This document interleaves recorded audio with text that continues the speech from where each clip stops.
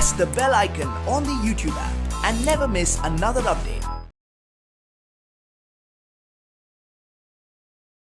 Hello ಮಕ್ಕಳೇ, ಇವತ್ತಿನ ತರಗತಿಯಲ್ಲಿ ನಾನು ಮೇಲ್ಮೈ ವಿಸ್ತೀರ್ಣಗಳು ಮತ್ತು ಘನಫಲಗಳು ಈ ಪಾಠದಲ್ಲಿ ಅಭ್ಯಾಸ 13.5 ಇದರಲ್ಲಿ ಉಳಿದಿರೋ ಲೆಕ್ಕಗಳನ್ನ ಹೇಳ್ಕೊಡ್ತಾ ಇದ್ದೀನಿ. ಅಭ್ಯಾಸ 13.5. ಹಿಂದಿನ ತರಗತಿಯಲ್ಲಿ ನಾವು ಏನಪ್ಪ ಮಾಡಿದ್ವಿ ಅಂದರೆ 5 ಲೆಕ್ಕಗಳನ್ನ ತಿಳ್ಕೊಂಡಿದ್ರಿ ನೀವು. ನಾನು ನಿಮಗೆ ಹೇಳ್ಕೊಟ್ಟಿದ್ದೆ ಹೇಗೆ ಅಂತ ಹೇಳಿ. ಈಗ 6ನೇ ಲೆಕ್ಕದಿಂದ ನಾನು ನಿಮಗೆ ಇವತ್ತಿನ ತರಗತಿಯಲ್ಲಿ ಹೇಳ್ಕೊಡ್ತಾ ಇದ್ದೀನಿ. 6ನೇ ಪ್ರಶ್ನೆ ಏನಿದೆ ಅಂತ ಫಸ್ಟ್ ಓದ್ಕೊಂಡ ನಂತರ ಆಮೇಲೆ 6ನೇ ಲೆಕ್ಕವನ್ನು ನಾವು ಬಿಡಿಸೋಣ. 1 ಗ್ರಾಮದ ಜನಸಂಖ್ಯೆಯು 4000 ಇದೆ. ಪ್ರತಿಯೊಬ್ಬರಿಗೂ ಒಂದು ದಿನಕ್ಕೆ 150 ಲೀಟರ್ ನೀರು ಬೇಕು. ಹಳ್ಳಿಯಲ್ಲಿ ಇರುವ ತೊಟ್ಟಿಯ ಅಳತೆಯು ಎಷ್ಟಿದೆ ಅಂತಂದರೆ 20 metre into 15 metre into 6 metre ಇದೆ ಅಂತ ಹೇಳಿದ್ದಾರೆ. ಹಾಗಾದರೆ ತೊಟ್ಟಿಯಲ್ಲಿರುವ ನೀರು ಎಷ್ಟು ದಿನಕ್ಕೆ ಸಾಕಾಗುತ್ತದೆ? ಇವಾಗ ಒಂದು ಗ್ರಾಮ ಇದೆ, ಅಲ್ಲಿ 4000 ಎಷ್ಟು ಜನರು 4000 ಜನರಿದ್ದಾರೆ. ಅಲ್ಲಿ ಪ್ರತಿಯೊಬ್ಬರಿಗೂ 150 ಲೀಟ್ರ್ ನೀರು ಬೇಕು ಕುಡಿಲಿಕ್ಕೆ.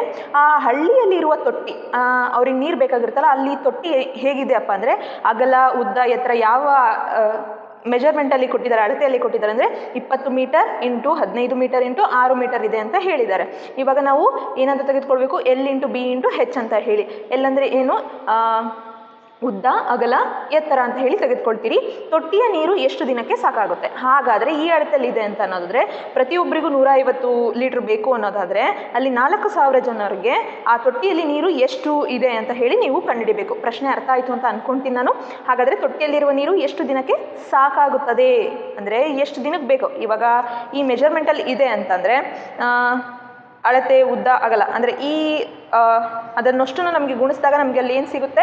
ಘನಫಲ ಸಿಗುತ್ತೆ, ಹೌದಲ್ವಾ? ಅದ್ರ ಬೇಸಿಸ್ ಮೇಲೆ ನಮಗೆ ಎಷ್ಟು ದಿನಕ್ಕೆ ಇದು ಸಾಕಾಗುತ್ತೆ ಅನ್ನೋದನ್ನು ನಾವು ಇಲ್ಲಿ ಹೇಳಬೇಕಾಗುತ್ತೆ. ಈಗ ನಿಮಗೆ ಪ್ರಶ್ನೆ ಅರ್ಥ ಆಗಿದೆ ಅಂತ ಅಂದ್ಕೊತೀನಿ. ಫಸ್ಟ್ ಅಲ್ಲಿ ಏನು ಕೊಟ್ಟಿದ್ದಾರೆ ಅದು ದತ್ತವನ್ನೆಲ್ಲ ನಾನು ಒಂದು ಕಡೆ ಬರ್ಕೊತೀನಿ. ನಾವು ಬಿಡಿಸ್ತಾ ಇರೋ ಲೆಕ್ಕ ಯಾವುದು? 6ನೇ ಪ್ರಶ್ನೆದು. ಅವ್ರು ಕೊಟ್ಟಿರೋ ದತ್ತ ಏನೇನೆಲ್ಲಿದೆ ನೋಡ್ಕೊಳ್ಳೋಣ. ಇವಾಗ ಒಂದು ಗ್ರಾಮ ಇದೆ, ಒಂದು ಗ್ರಾಮ. ಆ ಗ್ರಾಮದಲ್ಲಿ ಜನಸಂಖ್ಯೆ ಎಷ್ಟಿದೆ?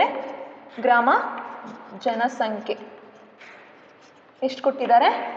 4000 ಇದೆ ಅಂತ ಹೇಳಿದ್ದಾರೆ, ಹೌದಾ? ಪ್ರತಿದಿನಕ್ಕೆ ಇಲ್ಲಿ ಪ್ರತಿದಿನಕ್ಕೆ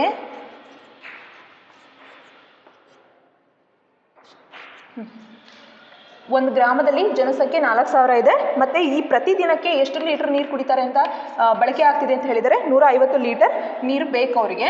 ಪ್ರತಿದಿನಕ್ಕೆ ನೀರು ಬೇಕಿರೋದು. ಈಗ ನಂತರ ಏನು ಕೊಟ್ಟಿದ್ದಾರಪ್ಪ ಅಂದರೆ ಆ ಹಳ್ಳಿಯಲ್ಲಿ, ಈ ಗ್ರಾಮದಲ್ಲಿ ತೊಟ್ಟಿ ಇದೆ. ತೊಟ್ಟಿ ಅದರದ್ದು ಅಳತೆನ ಕೊಟ್ಟಿದ್ದಾರೆ ಅವರು.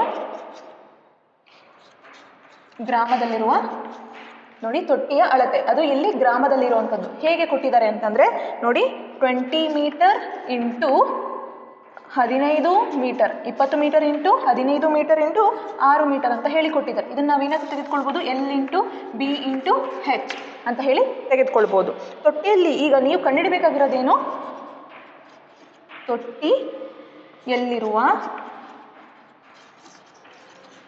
ನೀರು ಎಷ್ಟು ದಿನ ಸಾಕಾಗುತ್ತದೆ?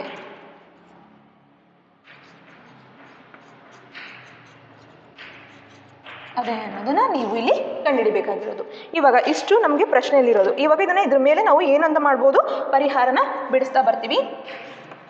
ಪರಿಹಾರದಲ್ಲಿ ಇದು ದತ್ತ ಅಂತ ಹೇಳಿ ತೆಗೆದುಕೊಳ್ಳಿ ನೀವು.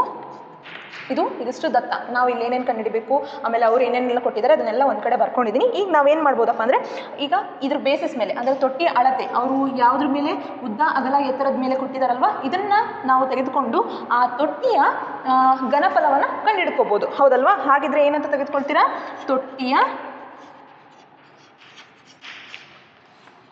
ತೊಟ್ಟಿಯಲ್ಲಿರುವ ನೀರಿನ ನೋಡಿ, ಇವಾಗ ನಿಮ್ಗೆ ಹೇಳಿದೆ ಆ ತೊಟ್ಟಿ ಆಯತ ಘನ ರೂಪದಲ್ಲಿತ್ತು ಅಂತಂದರೆ ಅದರದ್ದು ಘನಫಲ ನಾವು ಕಂಡುಹಿಡಿಬೋದಲ್ವಾ? ಈಗ ಕಂಡುಹಿಡಿಬೋದು ಅಂದರೆ ಅದರಲ್ಲಿ ಎಷ್ಟು ನೀರು ಅಡಗಿದೆ ಅನ್ನೋದನ್ನು ನಮ್ಗೆ ಗೊತ್ತಾಗ್ಬಿಡುತ್ತೆ. ಘನಫಲ ಕಂಡುಹಿಡ್ಕೊಂಡ್ವಿ ಅಂತ ಅನ್ನೋದಾದರೆ ಇದ್ರ ಬೇಸಿಸ್ ಮೇಲೆ ಏನಂತ ಬರಿತೀರಿ ನೀವು ಅಂದರೆ ತೊಟ್ಟಿಯಲ್ಲಿರುವ ನೀರಿನ ಪ್ರಮಾಣ ಅಂತ ಹೇಳಿ ತೆಗೆದುಕೊಳ್ಬೇಕಾಗುತ್ತೆ ನೀವು. ಪ್ರಮಾಣ ಈಕ್ವಲ್ಸ್ ಟು ಇಲ್ಲೇನಿದೆ ನೋಡಿ L into B into H. ಇವಾಗ ತೊಟ್ಟಿ ಯಾವ ಆಕಾರದಲ್ಲಿರುತ್ತೆ? ಆಯತಘನ ರೂಪದಲ್ಲಿ ಇದೆ ಅಂತ ಅಂದ್ಕೊಳ್ಳಿ. ಆ ಆಯತಘನ ರೂಪದಲ್ಲಿ ಘನಫಲವನ್ನು ಕಂಡುಹಿಡ್ಕೊಂಡ್ವಿ ಅಂದರೆ ಆ ತೊಟ್ಟಿಯಲ್ಲಿ ಘನಫಲ ಏನು ಕ್ವಾಂಟಿಟಿ ಏನು ಸಾಮರ್ಥ್ಯವನ್ನು ಹೊಂದಿದೆ ಅನ್ನೋದನ್ನು ಅದು ತೋರಿಸುತ್ತಲ್ವಾ. ಆ ಕಾರಣದಿಂದಾಗಿ ಏನು ಮಾಡ್ತೀನಿ ನಾನು ಆ ತೊಟ್ಟಿಯಲ್ಲಿರುವ ನೀರಿನ ಪ್ರಮಾಣವನ್ನು ಕಂಡುಹಿಡಲಿಕ್ಕೆ ಇದನ್ನು ಬಳಸ್ಕೊತಾ ಇದ್ದೀನಿ. ಅಂದರೆ ಏನು ಈ L into B into H ಅದನ್ನು ಗುಣಿಸಿದಾಗ ನಮಗೆ ಅದರಲ್ಲಿರುವಂಥ ಸಾಮರ್ಥ್ಯ ಎಷ್ಟು, ಆ ನೀರು ಎಷ್ಟಿದೆ ಅನ್ನೋದು ಸಿಗುವಂಥದ್ದು. ಗೊತ್ತಾಯ್ತಲ್ವಾ? ಈಗ ಬರ್ಕೊಳ್ಳಿ 20 ಇಂಟು 15 ಇಂಟು ಎಷ್ಟಿದೆ 6 ಇದೆ. ಇದನ್ನು ಬರ್ಕೊಂಡಿದ್ದೀನಿ ನಾನು, ಮೀಟ್ರಲ್ಲಿದೆ, ಮೀಟರ್ ಕ್ಯೂಬ್ ಆಗುತ್ತೆ. ಇವಾಗ ಇಲ್ಲಿ ನೋಡಿ ಇದಿಷ್ಟನ್ನು ಗುಣಿಸಿ ನಿಮಗೆ ಗುಣಿಸಿದಾಗ ಎಷ್ಟು ಬರುತ್ತಪ್ಪ ಅಂದರೆ 1800 ಮೀಟರ್ ಕ್ಯೂಬ್ ಬರುತ್ತೆ. ಎಷ್ಟು ಬರುತ್ತೆ? 1800 ಮೀಟರ್ ಕ್ಯೂಬ್. ಪ್ರತಿದಿನಕ್ಕೆ ಅವರಿಗೆ 150 ಲೀಟರ್ ಆಗುತ್ತೆ. ಅಂದರೆ ನಮಗೆ ನೀರಿನ ಪ್ರಮಾಣ ಸಿಕ್ತು. ಇಲ್ಲಿ ಪ್ರತಿ ಲೀಟ್ರಿಗೆ 150 ಅಂತ ಹೇಳಿ ಅಂದರೆ ಪ್ರತಿಯೊಬ್ಬರಿಗೂ ಎಷ್ಟು 150 ಲೀಟರ್ ನೀರು ಬೇಕು ಅಂತ ಹೇಳಿದಾರಲ್ವಾ. ನಿಮಗೆ ಗೊತ್ತಿದೆ ಒಂದು ಮೀಟರ್ ಕ್ಯೂಬ್ಗೆ 1000 ಲೀಟರ್ ಅಂತ ಹೇಳಿ ನಿಮಗೆ ಹಿಂದೆ ಒಂದು ಹಿಂಟ್ ಕೊಟ್ಟಿತ್ತು. 1 ಮೀಟರ್ ಕ್ಯೂಬಿಗೆ ಎಷ್ಟು 1000 ಲೀಟರ್ ಅಂತ ಹೇಳಿ, ಹೌದಲ್ವಾ? ಇವಾಗ ನೀವೇನು ಮಾಡ್ತೀರಾ? ಈ ನೀರಿನ ಪ್ರಮಾಣವನ್ನು ಲೀಟರ್ಗೆ ಕನ್ವರ್ಟ್ ಮಾಡಿ. ಹೇಗೆ ಕನ್ವರ್ಟ್ ಮಾಡ್ತೀರಾ? ಇಂಟು ಈ 1800ಗೆ ಏನು ಮಾಡ್ತೀರಿ? ಇವಾಗ ಈ ಮೀಟರ್ ಕ್ಯೂಬಲ್ಲಿರೋದನ್ನು ಲೀಟರ್ಗೆ ಕನ್ವರ್ಟ್ ಮಾಡ್ಕೊಳ್ಳಿ. ಇಲ್ಲಿ ಬ್ರ್ಯಾಕೆಟಲ್ಲಿ ಬರಿತೀನಿ ನಾನು. 1 ಮೀಟರ್ ಕ್ಯೂಬನ್ನು ನೀವೇನು ಮಾಡ್ತೀರಿ? 1000 ಲೀಟರ್ಗೆ ಕನ್ವರ್ಟ್ ಮಾಡ್ತಾ ಇದ್ದೀರಿ. ಹಾಗಾಗಿರೋದ್ರಿಂದ ಏನಂತ ಬರೀತೀರಾ? ನೆಕ್ಸ್ಟು 1800 ಇಂಟು 1000 ಅಂತ ಹೇಳಿ ಬರಿತೀರಾ. ಯಾಕಪ್ಪ ಅಂತಂದರೆ ಇಲ್ಲಿ ಮೀಟರ್ ಕ್ಯೂಬಲ್ಲಿರೋದು ನಮಗೆ ಪ್ರಮಾಣ, ನೀರಿನ ಪ್ರಮಾಣ, ಅದನ್ನು ಲೀಟರ್ಗೆ ಕನ್ವರ್ಟ್ ಮಾಡ್ಕೊಳ್ಳೋಣ. ಇವಾಗ ನೋಡಿ 1000ಕ್ಕೆ ಗುಣಿಸಿದಾಗ ನಮ್ಗೆ ಎಷ್ಟು ಬರುತ್ತಪ್ಪ ಅಂದರೆ ಇಲ್ಲಿ 18 ಎಷ್ಟು ಸೊನ್ನೆಗಳಿದ್ದಾವೆ ಅದನ್ನು ಇಲ್ಲಿ ಬರ್ಕೊಂಬಿಡಿ. 2 ಇಲ್ಲಿ 3 ಗೊತ್ತಾಗ್ತಿದೆ ಅಲ್ವಾ? 2 ಇದೊಂದು 3 ಹಾಂ ಹೀಗೆ. ಈಗ ನೆಕ್ಸ್ಟು ಇದೇನಾಗುತ್ತಪ್ಪ ಅಂದರೆ ಲೀಟರ್ಗೆ ಕನ್ವರ್ಟ್ ಆಗುತ್ತೆ. ನೋಡಿ ನಿಮ್ಗೆ ಹೇಳಿದೆ ನಾನು, ಆ ತೊಟ್ಟಿಯಲ್ಲಿ ನೀರಿನ ಪ್ರಮಾಣ ಮೀಟರ್ ಕ್ಯೂಬಲ್ಲಿ ಬಂದಿದೆ. ಈ ಮೀಟರ್ ಕ್ಯೂಬಲ್ಲಿರೋದು ಲೀಟರ್ಗೆ ಕನ್ವರ್ಟ್ ಮಾಡ್ಕೊಳ್ಳಿ. ಯಾಕಪ್ಪ ಅಂತಂದರೆ ಇಲ್ಲಿ ಪ್ರತಿದಿನಕ್ಕೆ ಅವರು ನೀರು ಎಷ್ಟು ಬಳಕೆ ಮಾಡ್ತಿದ್ದಾರೆ ಅನ್ನೋದು ಲೀಟ್ರಲ್ಲಿರೋ ಕಾರಣದಿಂದಾಗಿ ನಾನು ಲೀಟ್ರಿಗೆ ಕನ್ವರ್ಟ್ ಮಾಡ್ಕೊಂಡಿದ್ದೀನಿ. ಗೊತ್ತಾಗ್ತಿದೆ ಅಂತ ಅಂದ್ಕೊಳ್ತೀನಿ ಮಕ್ಕಳೇ. ಈಗ ನಂತರ ಏನಪ್ಪ ಮಾಡ್ತೀರಾ ಅಂತಂದರೆ ಲೀಟ್ರಿಗೆ ನಾವು ಕನ್ವರ್ಟ್ ಮಾಡ್ಕೊಂಡ್ರಿ. ಈಗ ನಾವು ಕಂಡುಹಿಡಿಬೇಕಾಗಿರೋದು ಏನು ಅಂದರೆ ಅಲ್ಲಿ ಎಷ್ಟು ದಿನ ಬಳಕೆ ಆಗ್ತಿದೆ, ಆ ಒಟ್ಟಾರೆ ಇರ್ತಕ್ಕಂಥ ನೀರು ಎಷ್ಟು ದಿನಕ್ಕೆ ಬಳಕೆ ಆಗ್ತಿದೆ ಅನ್ನೋದನ್ನ ಕಂಡುಹಿಡಿಬೇಕು. ನೀವು ಏನಂತ ಬರ್ಕೊತೀರಾ ಹಾಗಿದ್ರೆ ಅಂತಂದರೆ ನೋಡಿ ನೆಕ್ಸ್ಟ್ ಏನು ಮಾಡ್ತೀರಾ ಅಂತಂದರೆ ಈಗ ತೊಟ್ಟಿಯಲ್ಲಿರುವ ನೀರು ಸಾಕಾಗುವ ದಿನಗಳು ಅಂತ ಹೇಳಿ ನೀವು ತೆಗೆದುಕೊಳ್ಬೇಕಾಗುತ್ತೆ. ಇವಾಗ ಫೈನಲಿ ನೀವೇನು ಕಂಡುಹಿಡಿತಿದ್ದೀರಿ? ನಮಗೆ ಪ್ರಮಾಣ ಸಿಕ್ತು, ಅದನ್ನು ಲೀಟ್ರಿಗೆ ಕನ್ವರ್ಟ್ ಮಾಡ್ಕೊಂಡ್ರಿ. ಈಗ ಕಂಡುಹಿಡಿಬೇಕಾಗಿರೋದೇನು? ತೊಟ್ಟಿಯಲ್ಲಿರುವ ನೀರು ಎಷ್ಟು ದಿನಕ್ಕೆ ಸಾಕಾಗುತ್ತೆ ಅಂತ ಕೇಳಿದಾರಲ್ವ. ಈಗ ನಾವು ಎಷ್ಟು ದಿನಗಳು ಅಂತ ಕಂಡುಹಿಡಿಬೇಕಾಗಿರೋದು ನೀರು ಸಾಕಾಗುವ ದಿನಗಳು. ನೀರು ಸಾಕಾಗುವ ದಿನಗಳು. ಹಾಂ, ಈಗ ದಿನಗಳನ್ನ ಕಂಡುಹಿಡಿಬೇಕು ಅಂದರೆ ಏನು ಮಾಡ್ತೀರಾ ಅಂತಂದರೆ ನೋಡಿ ನಮಗೆ ಇವಾಗ ಇಲ್ಲಿ ಎಷ್ಟು ಸಿಕ್ಕಿದೆ ನೀರಿನಲ್ಲಿ ತೊಟ್ಟಿಯಲ್ಲಿರೋ ಪ್ರಮಾಣ ಅಂತ ಅನ್ನೋದಾದರೆ ನಮಗೆ ಸಿಕ್ಕಿರೋವಂಥದ್ದು ತೊಟ್ಟಿಯಲ್ಲಿರುವಂಥ ಪ್ರಮಾಣ ಈ ರೀತಿಯಲ್ಲಿ ಸಿಗುತ್ತೆ. ಈಗ ನಾವು ಒಬ್ಬನಿಗೆ ಅಲ್ಲಿ 4000 ಜನರಿದ್ದಾರೆ, ಹೌದಲ್ವಾ? ಈಗ ಏನು ಮಾಡ್ತೀರಾ ಅಂತಂದರೆ 4000 ಜನರಿಗೆ ಅಲ್ಲಿ 150 ಲೀಟರ್ನ ಪ್ರತಿದಿನಕ್ಕೆ ಇಷ್ಟು ಬಳಕೆ ಆಗ್ತಿದೆ ಅನ್ನೋದ್ರೆ 4000 ಜನರಿಗೆ ಪ್ರತಿದಿನಕ್ಕೆ ಎಷ್ಟಾಗಿತ್ತು ಅಂದರೆ ಟೋಟಲಿ ಈ ಇಷ್ಟು ಜನಕ್ಕೆ ನಮಗೆ ಎಷ್ಟು ಬಳಕೆ ಆಗ್ತಿದೆ ಅನ್ನೋದು ನೀರು ಸಿಗುತ್ತೆ, ಹೌದಲ್ವಾ? ಆ ನಂತರ ಏನು ಮಾಡ್ತೀರಾ? ಇಲ್ಲಿ ಸಿಕ್ಕಿರುವಂಥ ನೀರಿನ ಪ್ರಮಾಣಕ್ಕೆ ಬೈ ನೀವು ಇಲ್ಲಿ ಇಷ್ಟು ಜನಕ್ಕೆ ಎಷ್ಟು ನೀರು ಖರ್ಚಾಗಿದೆ ಅನ್ನೋದ್ರಿಂದ ಭಾಗಿಸಿದಾಗ ಅವಾಗ ಏನು ಸಿಗುತ್ತೆ? ತೊಟ್ಟಿಯಲ್ಲಿರುವ ನೀರು ಎಷ್ಟು ದಿನಗಳಿಗೆ ಸಾಕಾಗುತ್ತೆ ಅನ್ನೋದು ಸಿಗುತ್ತೆ. ನೋಡಿ ಇನ್ನೊಂದ್ಸರಿ ಹೇಳ್ತೀನಿ ನಾನು ನಿಮಗೆ. ಫಸ್ಟ್ ಏನಂದರೆ ತೊಟ್ಟಿಯಲ್ಲಿರುವ ನೀರಿನ ಪ್ರಮಾಣವನ್ನು ಕಂಡುಹಿಡ್ಕೊಂಡ್ರಿ. ಈಗ ಕಂಡುಹಿಡಬೇಕಾಗಿರೋದೇನು? ತೊಟ್ಟಿಯಲ್ಲಿರುವ ನೀರು ಸಾಕಾಗುವ ದಿನಗಳು ಬೇಕು, ಹೌದಲ್ವಾ? ಈಗ ದಿನಗಳು ಬೇಕು ಅಂತಂದರೆ ಇಲ್ಲಿ ಪ್ರತಿದಿನಕ್ಕೆ 150 ಲೀಟರ್ ಆಗುತ್ತೆ ಅಂತ ಹೇಳಿದ್ದಾರೆ, ಹೌದಲ್ವಾ? ಆದರೆ ಆ ಗ್ರಾಮದಲ್ಲಿರುವಂಥ ಜನರಿಗೆ ನಮಗೆ 4000 ಜನ ಇದ್ದಾರೆ ಅನ್ನೋದಾದರೆ ಅದು ಒಬ್ಬೊಬ್ಬರಿಗೆ ಎಷ್ಟು 150 ಲೀಟರ್ ಅನ್ನೋದಾದರೆ ಆ ಒಟ್ಟು ಜನರಿಗೆ ಎಷ್ಟಾಗುತ್ತೆ ಅನ್ನೋದನ್ನ ಫಸ್ಟು ನೀವು ಇಲ್ಲಿ ಕಂಡುಹಿಡ್ಕೋಬೇಕಾಗುತ್ತೆ. ಗೊತ್ತಾಗ್ತಿದೆ ಅಲ್ವಾ? ಆ ನಂತರ ಏನು ಮಾಡ್ತೀರಿ? ಆಮೇಲೆ ಈಗ ನೀರಿನ ಪ್ರಮಾಣ ಡಿವೈಡೆಡ್ ಬೈ ಏನಂತ ಮಾಡ್ತೀರಿ? ಒಟ್ಟು ದಿನಕ್ಕೆ ಎಷ್ಟು ಬಳಕೆ ಆಯಿತು ಅನ್ನೋದು ಸಿಗುತ್ತೆ. ಆಗ ಆ ನೀರಿನ ಪ್ರಮಾಣದಿಂದ ನಮಗೆ ಸಿಕ್ಕಿರೋ ದಿನಗಳು ಅಂದರೆ ಒಟ್ಟಾರೆ ಅಲ್ಲಿ ನೀರು ಎಷ್ಟು ಬಳಕೆ ಆಗಿದೆ ಅನ್ನೋದು ಸಿಕ್ಕಿರುತ್ತಲ್ವ, ಅದರಿಂದ ಭಾಗಿಸಿದಾಗ ಕೊನೆಯದಾಗಿ ಎಷ್ಟು ದಿನ ಅನ್ನೋದು ನಮಗೆ ಸಿಗುತ್ತೆ. ಅರ್ಥ ಆಯಿತು ಅಂತ ಅಂದ್ಕೊಳ್ತೀನಿ ಮಕ್ಕಳೇ. ಇಲ್ಲಿ ಸೈಡಲ್ಲೇ ಮಾಡಿಬಿಡ್ತೀನಿ ಇದನ್ನು. ಏನಂತ ಮಾಡ್ತೀರಾ ಅಂದರೆ ಒಬ್ಬನಿಗೆ ಎಷ್ಟು ದಿನಕ್ಕೆ ಸಾವಿರ ಸಾರಿ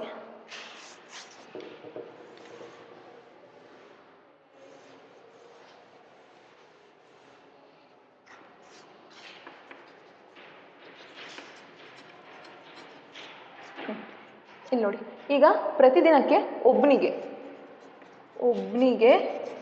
ಎಷ್ಟು 150 ಲೀಟ್ರ್ ಅನ್ನೋದಾದರೆ ಅಲ್ಲಿ ಗ್ರಾಮದಲ್ಲಿ ಒಟ್ಟು ಜನಸಂಖ್ಯೆ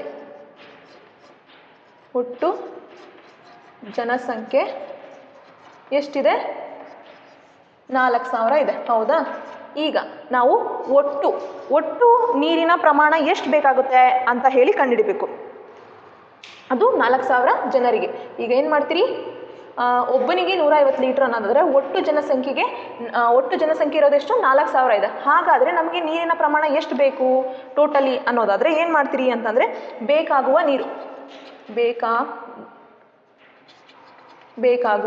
ನೀರು ಎಷ್ಟು ಬೇಕಾಗುತ್ತಪ್ಪ ಅಂದರೆ 4000 ಜನರಿಗೆ ಇಂಟು ಸ್ವಲ್ಪ ಕೆಳಗೆ ಬರೀತೀನಿ. ಬೇಕಾಗುವ ನೀರು ಎಷ್ಟಪ್ಪ ಅಂತಂದರೆ 4000 ಜನರಿಗೆ ಬೇಕು, ಹೌದಲ್ವಾ? ಇಂಟು 4000 ಜನರಿಗೆ ಎಷ್ಟು? ಪ್ರತಿಯೊಬ್ಬರಿಗೂ 150 ಲೀಟ್ರ್ ಅನ್ನೋದಾದರೆ ಟೋಟಲಿ ಈ 4000 ಜನರಿಗೆ ಎಷ್ಟು ಬರುತ್ತೆ ಅಂದರೆ ಇವೆರಡನ್ನು ಗುಣಿಸ್ಬೇಕಾಗುತ್ತೆ ನೀವು. 15 4 ಎಷ್ಟು? 15 4 60 ಅಂದರೆ 60. 15 4 60. ಇನ್ನು ಉಳಿದಿರೋ ಸೊನ್ನೆಗಳನ್ನ ಇಲ್ಲಿ ನೀವು ಏನು ಮಾಡ್ತೀರಿ? ಬರ್ಕೋಬೇಕಾಗುತ್ತೆ.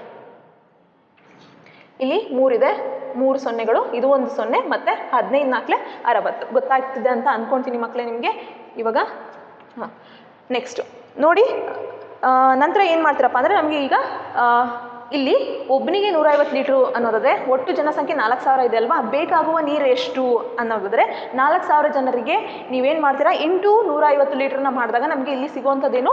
ಒಟ್ಟು ಜನರಿಗೆ ಎಷ್ಟು ಬೇಕಾಗುತ್ತೆ ಅಂತ ಇದೆ, ಅಲ್ಲಿ 6 ಲಕ್ಷ ಲೀಟರ್ ಅಷ್ಟು ನೀರು ಬೇಕಾಗುತ್ತೆ ಅನ್ನೋದು ಸಿಕ್ತು. ಈಗ ಏನು ಮಾಡ್ತೀರಿ? ಈ ತೊಟ್ಟಿಯಲ್ಲಿರುವ ನೀರು ಸಾಕಾಗುವ ದಿನಗಳು ಕಂಡುಹಿಡಿತಾ ಇರೋದು ನಾವು. ಇವಾಗ ಏನು ಮಾಡಬೇಕಪ್ಪ ಅಂದರೆ ನೀರಿನ ಪ್ರಮಾಣವನ್ನು ನೀವು ತೆಗೆದುಕೊಳ್ಬೇಕಾಗುತ್ತೆ. ಈಸ್ ಈಕ್ವಲ್ ಟು ನೀರಿನ ಪ್ರಮಾಣ ಡಿವೈಡೆಡ್ ಬೈ ನೀರಿನ ಪ್ರಮಾಣ ಡಿವೈಡೆಡ್ ಬೈ ಅಲ್ಲಿ ಒಟ್ಟು ಜನರಿಗೆ ಬೇಕಾಗುವಷ್ಟು ನೀರು. ಒಟ್ಟು ಜನರಿಗೆ ಬೇಕಾಗುವ ನೀರು ನೋಡಿ, ಅವರು ಪ್ರತಿದಿನಕ್ಕೆ ಕೊಟ್ಟಿದ್ದಾರೆ. ಪ್ರತಿದಿನಕ್ಕೆ ಇಷ್ಟು ಜನಕ್ಕೆ ಅಂತ ಹೇಳಿ ತೆಗೆದುಕೊಂಡಿದ್ದೀವಲ್ವಾ? ಈಗ ನೀರಿನ ಪ್ರಮಾಣ ಎಷ್ಟಿದೆ ನೋಡಿ, ಇಲ್ಲಿ 180000 ಲೀಟ್ರ್ ಪ್ರಮಾಣ ಸಿಕ್ಕಿದೆ. ಡಿವೈಡೆಡ್ ಬೈ ಒಟ್ಟು ಜನರಿಗೆ ಬೇಕಾಗುವ ನೀರು ಎಷ್ಟಿದೆ? ಇಲ್ಲಿ 6 ಲಕ್ಷ ಇದೆ, ಹೌದಲ್ವಾ? ಈಗೇನು ಮಾಡ್ತೀರಿ? 6 ಲಕ್ಷ ಲೀಟ್ರ್ ಕ್ಯಾನ್ಸಲ್ ಆಯಿತಾ? ಈಗ ನಮಗೆ ಇಲ್ಲಿ ನೋಡಿ ಸೊನ್ನೆಗಳಿದಾವಲ್ಲ, ಅಷ್ಟು ಸೊನ್ನೆಗಳು ಕ್ಯಾನ್ಸಲ್ ಆಗ್ತಾ ಹೋಗುತ್ತೆ. ಇನ್ನು ಉಳಿದಿರೋದೇನು? 18/6. ಈಗ ನೋಡಿ 6 1 6 3 ಎಷ್ಟು? 18. ಸೊ ಎಷ್ಟು ಬಂತು? 3 ದಿನಗಳು. ಎಷ್ಟು ಅಲ್ಲಿ ಹೇಳಿರೋದೇನು ಹೇಳಿ? ತೊಟ್ಟಿಯಲ್ಲಿರುವ ನೀರು ಎಷ್ಟು ದಿನಕ್ಕೆ, ಆ ತೊಟ್ಟಿಯಲ್ಲಿ ಎಷ್ಟು ನೀರು ಹೊಂದಿರುತ್ತಲ್ವ ಅದು ಎಷ್ಟು ದಿನಕ್ಕೆ ಸಾಕಾಗುತ್ತೆ ಅಂದರೆ 3 ದಿನಗಳಿಗೆ ಸಾಕಾಗುವಷ್ಟು ಅಲ್ಲಿ ತುಂಬಿರುತ್ತೆ ಅನ್ನೋದನ್ನು ನೀವು ಫೈನಲಿ ಹೇಳ್ದಂಗಾಗುತ್ತೆ. 3 ದಿನಗಳಿಗೆ. ಗೊತ್ತಾಗ್ತಿದಲ್ವಾ? ಇದು ಏನು ಚಿತ್ರ? ಆ ತೊಟ್ಟಿಯಲ್ಲಿ ನೀರು ಎಷ್ಟು ಈ ದಿನಕ್ಕೆ ಸಾಕಾಗುತ್ತೆ ಅನ್ನೋದಕ್ಕೆ ನೀವು ಕಂಡುಹಿಡಿದಿರೋವಂಥದ್ದು. ನೋಡಿ, ಇನ್ನೊಂದ್ಸರಿ ಹೇಳ್ತೀನಿ, ಪ್ರಶ್ನೆ ಏನು ಕೊಟ್ಟಿದ್ದಾರೆ ಸರಿಯಾಗಿ ಅರ್ಥ ಮಾಡ್ಕೊಳ್ಳಿ ಮಕ್ಕಳೇ. ಅಲ್ಲಿ ಒಂದು ಗ್ರಾಮ ಇದೆ, ಜನಸಂಖ್ಯೆ 4000 ಇದೆ, ಪ್ರತಿದಿನಕ್ಕೆ 150 ಲೀಟ್ರ್ ನೀರು ಬೇಕು ಅನ್ನೋದಾದರೆ ತೊಟ್ಟೆಯ ಅಳತೆನ ಈ ರೀತಿಯಲ್ಲಿ ಕೊಟ್ಟಿದ್ದಾರೆ. ತೊಟ್ಟೆಯಲ್ಲಿ ಅಳತೆ ಈ ರೀತಿ ಅಂತ ಇದೆ ಅಂದರೆ ಈ ಅಳತೆಯನ್ನು ಬಳಸ್ಕೊಂಡು ನಾವು ಆ ತೊಟ್ಟಿಯಲ್ಲಿರುವ ನೀರಿನ ಘನಫಲವನ್ನು ಕಂಡುಹಿಡ್ಕೋಬೋದು. ಗೊತ್ತಾಗ್ತಿಲ್ಲ ಅಂದರೆ ಸಾಮರ್ಥ್ಯ ಎಷ್ಟು ನೀರು ಹೊಂದಿದೆ ಅನ್ನೋದನ್ನು ಕಂಡುಹಿಡ್ಕೋಬೋದು. ಹಾಗಾಗಿರೋ ಕಾರಣ ನಾನು ಏನು ಮಾಡ್ತೀನಪ್ಪ ಅಂದರೆ ಇಲ್ಲಿ ತೊಟ್ಟಿಯಲ್ಲಿ ಎಷ್ಟು ನೀರಿದೆ ಅನ್ನೋದನ್ನ ಕಂಡುಹಿಡ್ಕೊಳ್ತಾ ಇದ್ದೀನಿ. ನೆಕ್ಸ್ಟ್ ಏನು ಹೇಳಿದ್ದಾರೆ ಅಂದರೆ ತೊಟ್ಟಿಯಲ್ಲಿರುವ ನೀರು ಎಷ್ಟು ದಿನಕ್ಕೆ ಸಾಕಾಗುತ್ತೆ ಅಂತ ಹೇಳಿದ್ದಾರೆ. ಇಲ್ಲಿ ಪ್ರತಿದಿನಕ್ಕೆ ಇಷ್ಟು ಬೇಕು ಅಂದರೆ ಅಲ್ಲಿ ಈ ತೊಟ್ಟಿಯಲ್ಲಿ ಈ ಅಳತೆಯಲ್ಲಿ ನೀರಿತ್ತಪ್ಪ ಅಂದರೆ ಆ ನೀರು ಎಷ್ಟು ದಿನಕ್ಕೆ ಬಳಕೆ ಆಗ್ಬೋದು ಅನ್ನೋದನ್ನು ನೀವು ಕಂಡುಹಿಡಿಯಬೇಕು. ತೊಟ್ಟಿಯಲ್ಲಿರುವ ನೀರಿನ ಪ್ರಮಾಣನ ಕಂಡುಹಿಡಿಬೇಕು ಅಂದರೆ L × B × H ಘನಫಲವನ್ನು ಕಂಡುಹಿಡಿತೀರಿ ಅಂದರೆ ಈ ಸೂತ್ರವನ್ನು ಬಳಸ್ತೀರಿ. ಅಲ್ಲಿ ಸಿಕ್ಕಿರುವಂಥದ್ದು ನಮಗಿರುವಂಥದ್ದು ಲೆಂತ್ ಎಷ್ಟಿದೆ, ಬ್ರೆಡ್ತ್ ಎಷ್ಟಿದೆ ಮತ್ತು ಹೈಟ್ ಅಂದರೆ ಉದ್ದ, ಅಗಲ, ಎತ್ತರ ಎಷ್ಟಿದೆ ಅನ್ನೋದನ್ನು ಇಲ್ಲಿ ಬರ್ಕೊಂಡಿದ್ರಿ. ಈ 3ಅನ್ನು ಗುಣಿಸಿದಾಗ 1800 ಮೀಟರ್ ಕ್ಯೂಬ್ ಬರುತ್ತೆ. ಈಗ ನಮಗೆ ಅಲ್ಲಿ ನೀರು ಲೀಟ್ರಲ್ಲಿ ಇರೋ ಕಾರಣ ಏನು ಮಾಡ್ತೀರಾ? ಪ್ರಮಾಣ ಇದು ಮೀಟರ್ ಕ್ಯೂಬಲ್ಲಿದೆ ಅದನ್ನು ಲೀಟ್ರಿಗೆ ಕನ್ವರ್ಟ್ ಮಾಡ್ಕೊತೀರಾ. ಲೀಟ್ರಿಗೆ ಕನ್ವರ್ಟ್ ಮಾಡೋದು ಹೇಗೆ, 1 ಮೀಟರ್ ಕ್ಯೂಬ್ಗೆ 1000 ಲೀಟರ್ ಅನ್ನೋದು ನಿಮಗೆ ಹಿಂದಿನ ಲೆಕ್ಕಗಳಲ್ಲಿ ಹೇಳ್ಕೊಟ್ಟಿದ್ದೀನಿ ನಾನು. ಅದನ್ನು ಏನು ಮಾಡ್ತೀರಿ, ಸೊ ಮೀಟರ್ ಕ್ಯೂಬ್ಗಿರೋದನ್ನ 1000ದಿಂದ ನೀವು ಬಂದಿರೋ ಪ್ರಮಾಣಕ್ಕೆ ಗುಣಿಸಿದಾಗ ನಮಗೆ ಲೀಟ್ರಿಗೆ ಕನ್ವರ್ಟ್ ಆಗುತ್ತೆ. ಎಷ್ಟು ಬರುತ್ತೆ ಇಲ್ಲಿ ನೋಡಿ, 18 ಲಕ್ಷ ಬರುತ್ತೆ. ಅದನ್ನು ಇಲ್ಲಿ ಬರ್ಕೊಂಡಿದ್ದೀರಾ, 18 ಲಕ್ಷ ಲೀಟರ್ ಅಷ್ಟು ನೀರು ಬೇಕಾಗಿರುವಂಥದ್ದು ಅಂತ ಹೇಳಿ ನೀವು ಬರ್ಕೊಂಡಿದ್ದೀರಿ. ಈಗ ತೊಟ್ಟಿಯಲ್ಲಿರುವ ನೀರು ಸಾಕಾಗುವ ದಿನಗಳನ್ನ ಕಂಡುಹಿಡಿಬೇಕು. ಅದಕ್ಕೆ ಏನು ಮಾಡ್ತೀರಾ ಅಂತಂದರೆ ನೋಡಿ, ಇವಾಗ ನಮಗೆ ಪ್ರತಿದಿನಕ್ಕೆ 150 ಲೀಟ್ರ್ ಬೇಕಾಗಿದೆ ಅನ್ನೋದು ಗೊತ್ತು. ಅದೇ 4000 ಜನರಿಗೆ ಎಷ್ಟು ಬೇಕಾಗುತ್ತೆ ಅನ್ನೋದನ್ನ ನೀವು ಇಲ್ಲಿ ಕಂಡುಹಿಡ್ಕೋಬೇಕು. ಒಬ್ಬನಿಗೆ 150 ಲೀಟ್ರ್ ಅನ್ನೋದರೆ ಅಲ್ಲಿ 4000 ಜನರಿಗೆ ಎಷ್ಟು ಬೇಕು, 4000 ಜನರಿಗೆ 150 ಲೀಟ್ರನ್ನ 4000 ಜನ ಜೊತೆಗೆ ಗುಣಿಸಿದಾಗ ನಮಗೆ ಟೋಟಲ್ ಆಗಿ ಎಷ್ಟು ನೀರು ಬೇಕು ಅನ್ನೋದು ಗೊತ್ತಾಗುತ್ತೆ. ಒಟ್ಟಾರೆ ಆ ತೊಟ್ಟಿಯಲ್ಲಿ ಎಷ್ಟು ನೀರಿದೆ ಅನ್ನೋದು ಗೊತ್ತಾಗುತ್ತೆ, ಅಂದರೆ ಎಷ್ಟು ಬೇಕಾಗುತ್ತೆ ಅನ್ನೋದು. ಆಗ ಏನು ಮಾಡ್ತೀರಾ, ನೀರಿನ ಪ್ರಮಾಣ ಡಿವೈಡೆಡ್ ಬೈ ಆ ಜನರಿಗೆ ಬೇಕಾಗುವಷ್ಟು ನೀರನ್ನು ಮಾಡಿದಾಗ ನೀವು ಎಷ್ಟು ದಿನಕ್ಕೆ ಅದನ್ನು ಬಳಸ್ಬೋದು ಅನ್ನೋದು ಸಿಕ್ಬಿಡುತ್ತೆ. ಅರ್ಥ ಆಯಿತು ಅಂತ ಅಂದ್ಕೊಳ್ತೀನಿ ಮಕ್ಕಳೇ. ಇವಾಗ ಏನು ಮಾಡ್ತೀರಾ, ನೀರಿನ ಪ್ರಮಾಣ ಎಷ್ಟಿದೆ ಇಲ್ಲಿ ಲೀಟ್ರಲ್ಲಿ ಇದೆ ಅಲ್ವಾ, ಅದನ್ನು ಬರ್ಕೊಂಡಿದ್ದೀರಿ. ಒಟ್ಟು ಜನರಿಗೆ ಬೇಕಾಗುವ ನೀರು ಎಷ್ಟು ನೀರು ಬೇಕಾಗಿರುತ್ತೆ ಇಲ್ಲಿ ಅದನ್ನು ಬರ್ಕೊಂಡಿದ್ದೀನಿ. ಸೊ 6 ಲಕ್ಷದಿಂದ 18 ಲಕ್ಷವನ್ನು ಭಾಗಿಸಿದಾಗ ನನಗೆ ಎಷ್ಟು ದಿನಗಳಿಗೆ ಆ ನೀರನ್ನು ಪಡಿಬೋದು, ಎಷ್ಟು ದಿನ ಬಳಸ್ಬೋದು ಅನ್ನೋದನ್ನು ನಮಗೆ ಸಾಕಾಗುತ್ತೆ ಅನ್ನೋದನ್ನು ನಮಗೆ ಫೈನಲಿ ಈ ರೀತಿಯಲ್ಲಿ ಸಿಗುವಂಥದ್ದು. ಅರ್ಥ ಆಯಿತು ಅಂತ ಅಂದ್ಕೊಳ್ತೀನಿ. ಇದು 6ನೇ ಲೆಕ್ಕ. ಸ್ವಲ್ಪ ನಿಮಗೆ ಇದು ಕಷ್ಟ ಅಂತ ಅನಿಸ್ಬೋದು. ಪ್ರಶ್ನೆನ ಸರಿಯಾಗಿ ಅರ್ಥ ಮಾಡ್ಕೊಂಡು ಇದನ್ನು ಬಿಡಿಸಿ ಮಕ್ಕಳೇ. ಇವಾಗ ಮುಂದಿನ ಲೆಕ್ಕ ಹೇಳ್ಕೊಡ್ತೀನಿ ನಾನು. 7ನೇ ಲೆಕ್ಕವನ್ನು ಇದು ಒಂದು ಸ್ಕ್ರೀನ್ಶಾಟ್ ಆದರೂ ತೆಗೆದುಕೊಳ್ಳಿ ಅಥವಾ ನೀಟಾಗಿ ಬರ್ಕೊಳ್ಳಿ ನೀವು ಒಂದು ಕಡೆ.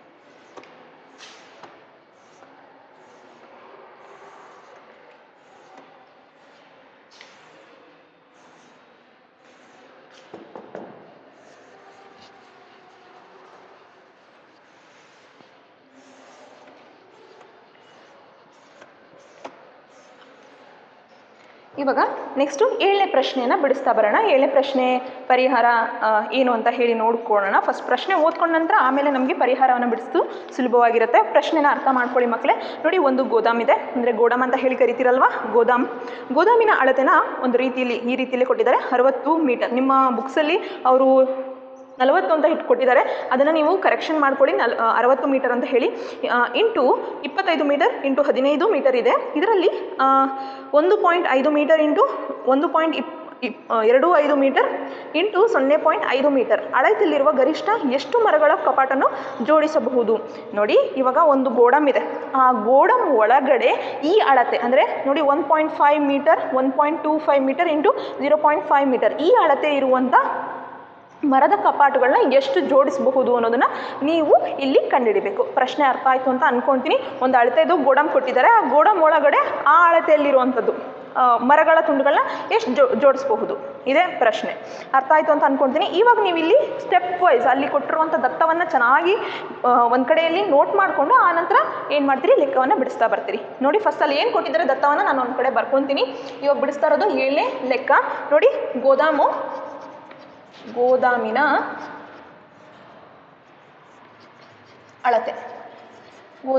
ಅಳತೆಯನ್ನು ಕೊಟ್ಟಿದ್ದಾರೆ. ಯಾವ ರೀತಿಯಲ್ಲಿ ಕೊಟ್ಟಿದ್ದಾರೆ ನೋಡಿ, 60 metre into 25 metre into 15 metre.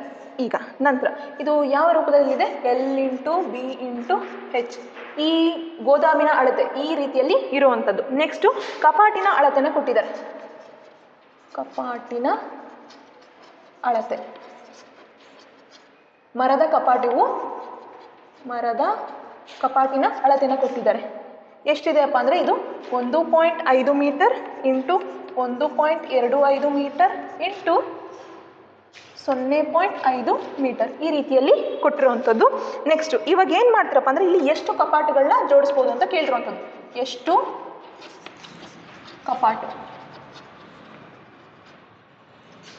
ಕಪಾಟನ್ನು ಜೋಡಿಸಬಹುದು.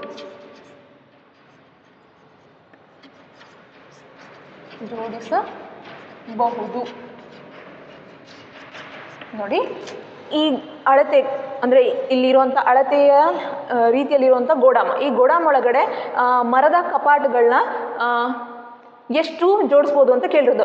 ಈ ಕಪಾಟಿನ ಅಳತೆ ಈ ಅಳತೆಯಲ್ಲಿದೆ, ಇದನ್ನು ಬಳಸ್ಕೊಂಡು ನಾವೇನು ಮಾಡಬೇಕಪ್ಪ ಅಂತಂದರೆ ಎಷ್ಟು ಕಪಾಟುಗಳನ್ನ ಜೋಡಿಸ್ಬೋದು ಅನ್ನೋದನ್ನ ನೀವಿಲ್ಲಿ ಕಂಡಿಬೇಕು. ಎಷ್ಟು ಕಪಾಟುಗಳು ಆಗ್ತವೆ ಅಂತ ಹೇಳಿ ನೋಡಿ. ಫಸ್ಟ್ ಏನು ಮಾಡ್ತೀರಪ್ಪ ಅಂದರೆ ಗೋದಾಮಿಂದು, ಇಲ್ಲಿ ಗೋದಾಮ್ ಅಂದರೆ ಗೋಡಾಮಿಂದು ಅಳತೆ, ಅದ್ರದ್ದು ಘನಫಲನ ಕಂಡುಹಿಡ್ಕೊತೀರಿ.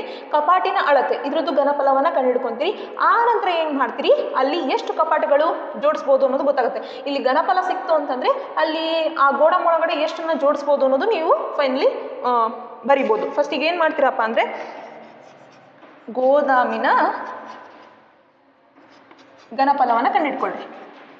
ಘನಫಲ, ಗೋದಾಮಿನ ಘನಫಲ ಅಂದರೆ ಏನು ಸೂತ್ರ? L ಇಂಟು ಬಿ ಇಂಟು ಹೆಚ್, ಹೌದಾ? ಈಗ ಇಲ್ಲಿ ನೋಡಿ, ಗೋದಾಮಿನ ಘನಫಲ ಅಂದರೆ ಏನಿದೆ?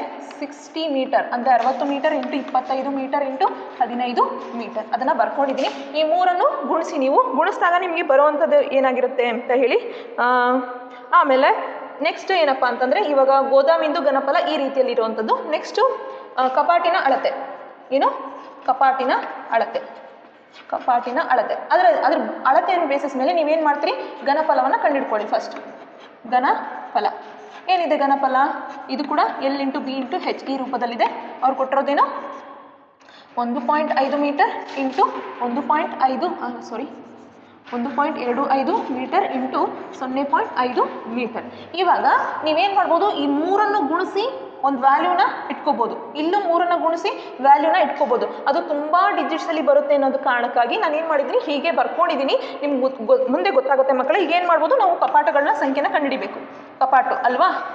ಕಪಾಟಿನ ಸಂಖ್ಯೆಗಳು, ಕಪಾಟಿನ ಸಂಖ್ಯೆನ ಕಂಡುಹಿಡಿತಿದ್ದೀರಿ. ಎಷ್ಟು ಬೇಕಾಗುತ್ತೆ ಅನ್ನೋದಕ್ಕೆ. ಅದಕ್ಕೆ ಏನು ಮಾಡ್ತೀರಪ್ಪ ಅಂದರೆ ಗೋದಾಮಿನ ಘನಫಲ, ಗೋದಾಮಿನ ಘನಫಲ ಡಿವೈಡೆಡ್ ಬೈ ಏನು ಮಾಡ್ತೀರಾ? ಕಪಾಟಿನ ಘನಫಲ, ಕಪಾಟಿನ ಘನಫಲ. ಯಾಕೆ ಇಲ್ಲಿ ಕಪಾಟಿನ ಘನಫಲ ಅಂತ ಹೇಳಿ ಭಾಗಿಸ್ತಿದ್ದೀರಿ ಅನ್ನೋದಾದರೆ, ನೀವಿಲ್ಲಿ ನೋಡಿ ಅವ್ರೇನು ಹೇಳಿರೋದು, ಗೋದಾಮಿನ ಅಳತೆ ಕೊಟ್ಟಿದ್ದಾರೆ. ನೀವು ಈ ಅಳತೆಯ ಮರದ ಕಪಾಟುಗಳನ್ನ ಈ ಗೋಡಾಮ್ ಒಳಗಡೆ ಜೋಡಿಸ್ಬೇಕು, ಹೌದಲ್ವಾ?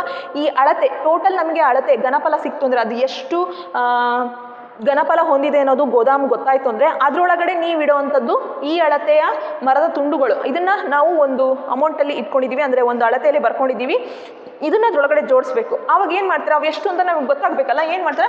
ಗೋದಾಮಿನ ಘನಫಲ ಡಿವೈಡೆಡ್ ಬೈ ಕಪಾಟಿನ ಘನಫಲ, ಇದರಿಂದ ಭಾಗಿಸಿದಾಗ ನಮಗೆ ಕಪಾಟಿನ ಸಂಖ್ಯೆ ಎಷ್ಟು ಅನ್ನೋದು ಗೊತ್ತಾಗುತ್ತೆ. ಅರ್ಥ ಆಯ್ತಲ್ವ ಹೇಗೆ ತೊಗೊಂಡಿದ್ದೀನಿ ಅಂತ ಹೇಳಿ?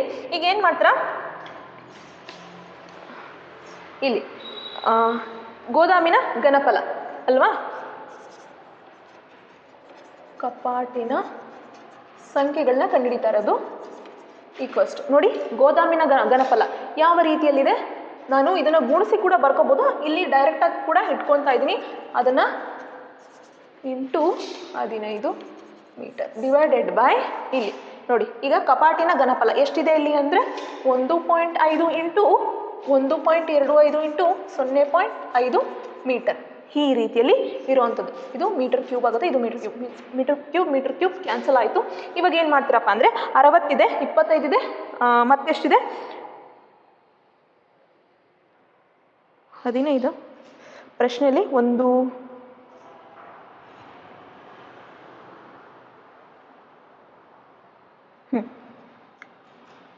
15 ಇದೆ, ಅದನ್ನು ಬರ್ಕೊಂಡಿದ್ದೀನಿ ನಾನಿಲ್ಲಿ. ಮಕ್ಕಳೇ, ನೀವು ಈಗೇನು ಮಾಡ್ತೀರಪ್ಪ ಅಂದರೆ ಈ ಮೂರನ್ನು ಗುಣಿಸ್ತೀರಿ. ಇಲ್ಲಿ ಇನ್ನೊಂದು ಕರೆಕ್ಷನ್ ಇದೆ. ಇಲ್ಲಿ 15 ಮೀಟರ್ ನಿಮ್ಮ ಪುಸ್ತಕದಲ್ಲಿ ಒಂದು ಕರೆಕ್ಷನ್ ಮಾಡ್ಕೊಳ್ಳಿ. ಇದು 15 ಅಲ್ಲ, 10. ಹಳೆ ಪುಸ್ತಕದಲ್ಲಿ ನಿಮಗೆ ಸರಿಯಾಗಿ ಈ ರೀತಿಯಲ್ಲಿ ಕೊಟ್ಟಿರುವಂಥದ್ದು 10 ಅಂತ ಹೇಳಿ ಮಾಡ್ಕೊಳ್ಳಿ. ಇಲ್ಲೂ ಕೂಡ ಅಷ್ಟೇ ಏನಾಗುತ್ತಪ್ಪ ಅಂದರೆ 10 ಆಗುತ್ತೆ. ಮತ್ತು ಈ ಲೆಕ್ಕ ಇಲ್ಲಿ ಕೂಡ 10 ಈ ರೀತಿಯಲ್ಲಿ ನೀವು ತೆಗೆದುಕೊಳ್ಬೇಕಾಗತ್ತೆ. ನೋಡಿ, 60 ಇಂಟು 25 ಇಂಟು 10. ಈಗ ಈ ಅಳತೆಯಲ್ಲಿರುವಂಥದ್ದು ಯಾವುದು? ಗೋದಾಮಿನ ಘನಫಲ.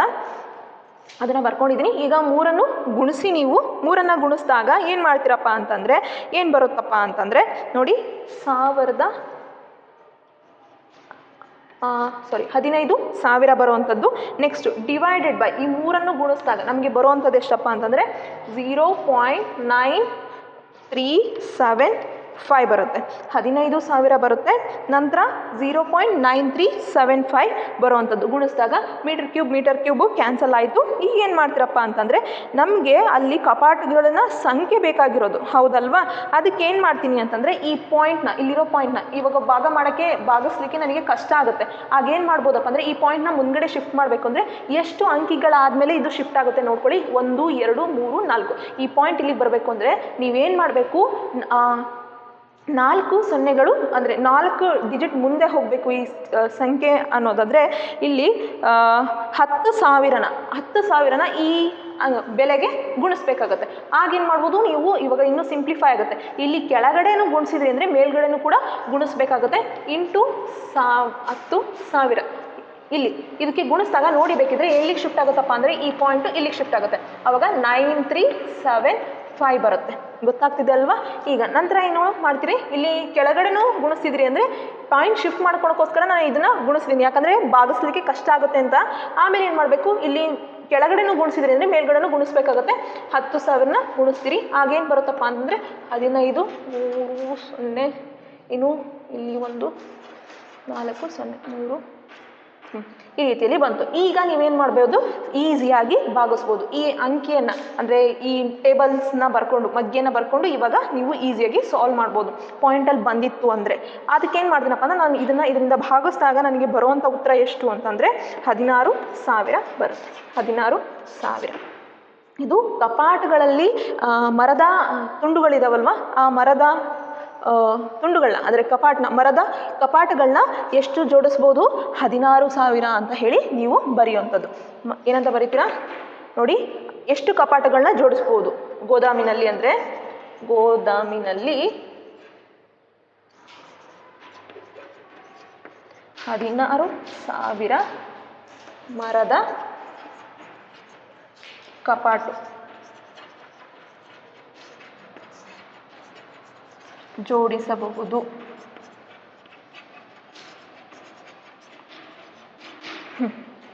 ಗೊತ್ತಾಯಿತು ಅಂತ ಅಂದ್ಕೊಳ್ತೀನಿ. ನೋಡಿ ಮಕ್ಕಳೇ, ಇದೊಂದು ಸ್ವಲ್ಪ ಈ ಪ್ರಶ್ನೆಗಳು ಸ್ವಲ್ಪ ಕನ್ಫ್ಯೂಸಿಂಗ್ ಆಗಿದೆ. ಅಲ್ಲಿ ಸರಿಯಾಗಿ ಅರ್ಥ ಮಾಡ್ಕೊಳ್ಳಿ. ಗೋದಾಮಿನ ಅಳತೆ ಕೊಟ್ಟಿದ್ದಾರೆ. ಗೋದಾಮಿನ ಅಳತೆ ಮೇಲೆ ನಾವು ಒಂದು ಘನಫಲವನ್ನು ಕಂಡುಹಿಡ್ಕೊಂಡ್ವಿ ಅಂದರೆ ಅಲ್ಲಿ ಎಷ್ಟು ಜಾಗ ಇದೆ ಅನ್ನೋದು ಸಿಗುತ್ತೆ ನಿಮಗೆ. ಅಂದರೆ ಕೆಪಾಸಿಟಿ, ಸಾಮರ್ಥ್ಯ ಸಿಗುತ್ತೆ. ಅರ್ಥ ಆಗ್ತದಲ್ವಾ? ಈ ಗೋದಾಮಿನ ಅಳತೆ ಮೇಲೆ ನಮಗೆ ಅಲ್ಲಿ ಎಷ್ಟು ಮರದ ತುಂಡುಗಳು ಇಡ್ಬೋದು ಅನ್ನೋದು ಗೊತ್ತಾಗುತ್ತೆ. ಅದು ಯಾವ ಅಳತೆದು? ಈ ಅಳತೆದು. ಈ ಅಳತೆಯನ್ನು ನಾವು ಇಲ್ಲಿ ಎಷ್ಟು ಸಾಮರ್ಥ್ಯ ಇದೆ ಅಂದರೆ ಕೆಪಾಸಿಟಿ, ಘನಫಲ ಇದೆ ಅನ್ನೋದು ತಿಳ್ಕೊಬೇಕಲ್ವಾ? ಅದಕ್ಕೆ ಏನು ಮಾಡ್ತಾ ಇದ್ದೀವಿ, ಗೋದಾಮಿನ ಘನಫಲ ಡಿವೈಡೆಡ್ ಬೈ ಕಪಾಟಿನ ಘನಫಲವನ್ನು ಮಾಡಿದಾಗ ನಮಗೆ ಏನಾಗುತ್ತೆ ಅಂತಂದರೆ ಅಲ್ಲಿ ಎಷ್ಟು ಮರದ ತುಂಡುಗಳನ್ನ ನಾವು ಬಳಕೆ ಮಾಡಬಹುದು ಅಂದರೆ ಕಪಾಟುಗಳನ್ನ ಜೋಡಿಸಬಹುದು ಅನ್ನೋದು ಸಿಗುತ್ತೆ. ಅರ್ಥ ಆಯಿತು ಅಂತ ಅಂದ್ಕೊಳ್ತೀನಿ. ಇದು 7ನೇ ಪ್ರಶ್ನೆ. ಈಗ ಮುಂದಿನ ಪ್ರಶ್ನೆ ಏನಿದೆ ನೋಡ್ಕೊಳ್ಳೋಣ. ಅದನ್ನು ನೋಡಿಕೊಂಡು ಇದನ್ನು ಕೂಡ ಸಾಲ್ವ್ ಮಾಡ್ತಾ ಬರೋಣ ಮಕ್ಕಳೇ. 8ನೇ ಪ್ರಶ್ನೆ ಏನಿದೆ ಅಂತ ಹೇಳಿ ನೋಡ್ಕೊಳ್ಳಿ. ಇಲ್ಲಿ ಫಸ್ಟು ಇದು ಆಗಿದೆ ಅಂತ ಅಂದ್ಕೊಳ್ತೀನಿ. ಇದನ್ನು ರಬ್ ಮಾಡ್ತೀನಿ ನಾನು.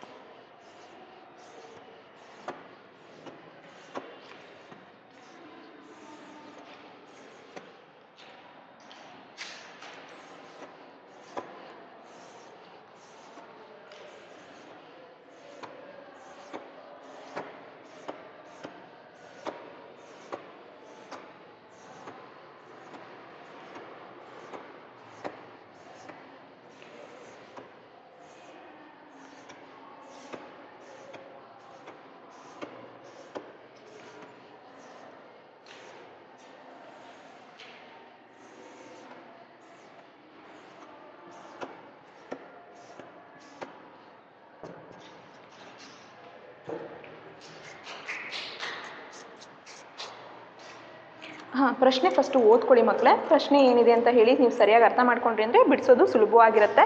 8ನೇ ಪ್ರಶ್ನೆ ನೋಡಿ, ಅಲ್ಲಿ ಬಾಹುವಿನ ಉದ್ದವನ್ನು ಕೊಟ್ಟಿದ್ದಾರೆ. 12 ಸೆಂಟಿಮೀಟರ್ ಇರುವ ಘನವೊಂದನ್ನು ಸಮಗಾತ್ರವನ್ನು ಹೊಂದಿದೆ. 12 ಸೆಂಟಿಮೀಟರ್ ಬಾಹುವಿನ, ಅಂದರೆ ಒಂದು ಬಾಹು ಇದೆ, ಅದರ ಉದ್ದ 12 ಸೆಂಟಿಮೀಟರ್ ಇರುವ ಒಂದು ಘನವೊಂದನ್ನು ಸಮಗಾತ್ರವನ್ನು ಹೊಂದಿರುವ 8 ಘನಗಳನ್ನಾಗಿ ಕತ್ತರಿಸಿದೆ ಅಂತ ಹೇಳಿದ್ದಾರೆ. ಇವಾಗ ಒಂದು ಘನ ಇದೆ, ಅಂದರೆ ಈ ರೀತಿಯಲ್ಲಿ ಒಂದು ಘನಾಕಾರದಲ್ಲಿ ಒಂದು ಇರುವಂಥದ್ದು, ಇದು 12 ಸೆಂಟಿಮೀಟರ್ನ ಉದ್ದವನ್ನು ಹೊಂದಿರುವಂಥದ್ದು. ಈಗ ಈ ಘನವನ್ನು ತೆಗೆದುಕೊಂಡು 8 ಘನಗಳನ್ನಾಗಿ ಕತ್ತರಿಸಿದ್ದಾರೆ. ಈ ಘನವನ್ನು ತೆಗೆದುಕೊಂಡು 8 ಘನಗಳನ್ನಾಗಿ ಕತ್ತರಿಸಿರುವಂಥದ್ದು. ಕತ್ತರಿಸಿದ ನಂತರ ಈ ಹೊಸ ಘನದ ಬಾಹುವಿನ ಉದ್ದವೇನು? ಕತ್ತರಿಸಿದ ಮೇಲೆ ಆಗ ಸಿಗ್ತಾವಲ್ಲ ಹೊಸ ಘನಗಳು, ಅದರ ಉದ್ದ ಏನು? ಫಸ್ಟ್ ನೀವು ಕಂಡುಹಿಡಬೇಕಾಗಿರೋದು. ಆಮೇಲೆ ಅವುಗಳ ನಡುವಿನ ಮೇಲ್ಮೈ ವಿಸ್ತೀರ್ಣನ ಅನುಪಾತ ರೂಪದಲ್ಲಿ ಬರೀರಿ ಅಂತ ಹೇಳಿದ್ದಾರೆ. ಇವಾಗ ಏನು ಮಾಡ್ಬೇಕು ನೀವು? ಫಸ್ಟು ಅಲ್ಲಿ ಭಾಗ ಆಗಿರ್ತಾವಲ್ವ, ಅದರದ್ದು ಉದ್ದವನ್ನು ಕಂಡುಹಿಡಿದು ಆನಂತರ ಏನು ಮಾಡ್ತೀರಿ, ಅಲ್ಲಿ ಆ ಮೇಲ್ಮೈ ವಿಸ್ತೀರ್ಣ ಸಿಕ್ಕಿರುವಂಥ ಘನಗಳ ಮೇಲ್ಮೈ ವಿಸ್ತೀರ್ಣನ ತೆಗೆದುಕೊಂಡು ಮುಂಚೆ ಸಿಕ್ಕಿರುವಂಥದ್ರದ್ದು ಮೇಲೆ, ಅಂದರೆ ಹಳೆ ದೊಡ್ಡ ಘನ ಫಸ್ಟ್ ಇರುತ್ತಲ್ವ, ಆ ಘನಕ್ಕೂ ಮತ್ತು ನೀವು ಕತ್ತರಿಸಿದಾಗ ಸಿಗುವಂಥ ಘನಗಳ ಉದ್ದವನ್ನು ಆಧಾರವಾಗಿ ಇಟ್ಕೊಂಡು ಅದರ ಅನುಪಾತವನ್ನು ಇಲ್ಲಿ ಕಂಡುಹಿಡಿಬೇಕಾಗತ್ತೆ. ಪ್ರಶ್ನೆ ಅರ್ಥ ಆಯಿತು ಅಂತ ಅಂದ್ಕೊಳ್ತೀನಿ. ನಿಮಗೊಂದು ರಫ್ ಡಯಾಗ್ರಾಮ್ ಹಾಕೋ ಮುಖಾಂತರ ಹೇಳ್ಕೊಟ್ರೆ ಇನ್ನೂ ಕ್ಲಿಯರಾಗಿ ಅರ್ಥ ಆಗುತ್ತೆ ಅಂತ ಅಂದ್ಕೊಂಡಿದ್ದೀನಿ. ಇವಾಗ ನಾವು 8ನೇ ಲೆಕ್ಕವನ್ನು ಬಿಡಿಸ್ತಾ ಇದ್ದೀವಿ ಮಕ್ಕಳೇ. ನೋಡಿ, ಇವಾಗ ಒಂದು ಘನ ಇದೆ ಈ ರೀತಿಯಲ್ಲಿ, ಇದು ಮುಂಚೆ ಇರುವಂಥ ಘನ, ಈ ಆಕಾರದಲ್ಲಿ ಒಂದು ಘನ ಇದೆ. ಇದ್ರದ್ದು ಉದ್ದವನ್ನು ಎಷ್ಟು ಕೊಟ್ಟಿದ್ದಾರೆ ಅಂತಂದರೆ 12 ಕೊಟ್ಟಿದ್ದಾರೆ. ಈಗ ಈ ಘನ ಅಂತಂದರೆ ಎಲ್ಲ ಅಂಚುಗಳು ಏನಾಗಿರ್ತವೆ? 12 12 12 12 ಇರ್ತವೆ. ನಿಮಗೆ ಗೊತ್ತಿರುವಂಥದ್ದು ಎಲ್ಲ 12 ಇರ್ತವೆ. ಗೊತ್ತಾಗ್ತಿದೆ ಅಲ್ವಾ ಮಕ್ಕಳೇ? ಎಲ್ಲ 12 12 ಇರ್ತವೆ. ನಿಮಗೆ ಗೊತ್ತಾಗ್ತಿದೆ ಅಂತ ಅಂದ್ಕೊಳ್ತೀನಿ. ಈಗ ಘನ ಅಂತ ಹೇಳಿ ತೆಗೆದುಕೊಳ್ತೀರ ಅಂದರೆ ಆ ಅಂಚುಗಳು ಅಷ್ಟು 12 12 ಎಲ್ಲವೂ ಇರ್ತವೆ. ಈ ರೀತಿ ಇರುವಂಥವನ್ನ ಅವರು ಇದನ್ನು ಬಳಸ್ಕೊಂಡು 8 ಘನಗಳನ್ನಾಗಿ ಕತ್ತರಿಸಿದ್ದಾರೆ. ಎಷ್ಟು? 8 ಘನಗಳನ್ನಾಗಿ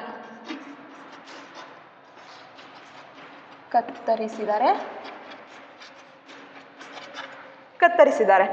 ಈಗ ಕತ್ತರಿಸಿದಾದ್ಮೇಲೆ ಅದರದ್ದು ಉದ್ದ ಎಷ್ಟು ಅನ್ನೋದು 8 ಘನಗಳನ್ನಾಗಿ ಕತ್ತರಿಸಿರುವಂಥದ್ದು. ನೋಡಿ, ಫಸ್ಟ್ ನಾನು ಅವ್ರು ಏನೇನು ಕೊಟ್ಟಿದ್ದಾರೆ ಅನ್ನೋದನ್ನು ಬರ್ಕೊತಾ ಇದ್ದೀನಿ. 8 ಘನಗಳನ್ನಾಗಿ ಕತ್ತರಿಸಿದ್ದಾರೆ. ಆಮೇಲೆ ಅದರದ್ದು ಉದ್ದ ಎಷ್ಟು ಅನ್ನೋದನ್ನು ನೀವು ಇಲ್ಲಿ ಕಂಡುಹಿಡಬೇಕು. 8 ಘನಗಳನ್ನಾಗಿ ಕತ್ತರಿಸಿದ್ದಾರೆ ಅಂತ ಹೇಳಿದಾರಲ್ವ, ಇದ್ರದ್ದು ಉದ್ದ ಎಷ್ಟು? ಫಸ್ಟು ಇದ್ರದ್ದು ಉದ್ದ 8 ಘನಗಳನ್ನಾಗಿ ಕತ್ತರಿಸಿದಾಗ ಬರುವಂಥ ಘನಗಳ ಉದ್ದವನ್ನು ನೀವು ಕಂಡುಹಿಡಿಬೇಕು. ಇದ್ರದ್ದು ಉದ್ದವನ್ನು ಕಂಡುಹಿಡಿತಾ ಬರ್ತೀರಿ. ಅರ್ಥ ಆಗ್ತಿದೆ ಅಲ್ವಾ? 8 ಘನಗಳನ್ನಾಗಿ ಕತ್ತರಿಸಿದ್ದಾರೆ ಅಂತ ಹೇಳಿದ್ದೀನಿ ಅಲ್ವಾ? ನೋಡಿ, ಅವ್ರು ಹೇಳಿರೋದು ಪ್ರಶ್ನೆಯಲ್ಲಿ 8 ಘನಗಳನ್ನಾಗಿ ಕತ್ತರಿಸಿದೆ. 8 ಘನಗಳಾಗಿ ಈ ಹೊಸ ಘನದ ಬಾಹುವಿನ ಉದ್ದವೇನು? ಅಂದರೆ ಕತ್ತರಿಸಿದ ಮೇಲೆ ಅದರದ್ದು ಸಿಗುತ್ತಲ್ವಾ ಈ ರೀತಿ ಆಕಾರದಲ್ಲಿ, ಅದರದ್ದು ಉದ್ದವನ್ನು ನೀವು ಕಂಡುಹಿಡಿಬೇಕಾಗುತ್ತೆ. ಅವುಗಳ ನೀವು ನೆಕ್ಸ್ಟ್ ಏನು ಕಂಡುಹಿಡಿಬೇಕಪ್ಪ ಅಂತಂದರೆ ಉದ್ದವನ್ನು ಕಂಡುಹಿಡಿತೀರಿ. ನೆಕ್ಸ್ಟ್ ಕಂಡುಹಿಡಿಬೇಕಾಗಿರೋದು ಅವುಗಳ ನಡುವಿನ ಮೇಲ್ಮೈ ವಿಸ್ತೀರ್ಣ. ಅವುಗಳ ನಡುವಿನ ಮೇಲ್ಮೈ ವಿಸ್ತೀರ್ಣ. ಅವುಗಳ ನಡುವಿನ ಮೇಲ್ಮೈ ವಿಸ್ತೀರ್ಣವನ್ನು ಕಂಡುಹಿಡಿತೀರಾ. ಅದು ಯಾವ ರೂಪದಲ್ಲಿ ಅಂತಂದರೆ ಅನುಪಾತ ರೂಪದಲ್ಲಿ ಕಂಡುಹಿಡಿಬೇಕು. ಗೊತ್ತಾಗ್ತದೆ ಅಲ್ವಾ? ಈಗ ನೆಕ್ಸ್ಟ್ ಏನು ಮಾಡ್ಬೋದು ನಾವು ಇದನ್ನಿಷ್ಟು ಆಧಾರವಾಗಿ ಇಟ್ಕೊಂಡು ಅಂತಂದರೆ, ಇವಾಗ ದೊಡ್ಡ ಘನದ ಘನಫಲವನ್ನು ಫಸ್ಟ್ ಕಂಡುಹಿಡ್ಕೊಳ್ಳೋಣ. ಏನು ಮಾಡೋಣ? ಇದನ್ನ ಇಲ್ಲಿ ಕೆಳಗಡೆ ಬರೆದಿರ್ತೀನಿ. ಅನುಪಾತದಲ್ಲಿ ಕಂಡುಹಿಡಿತೀವಿ. ಅನುಪಾತ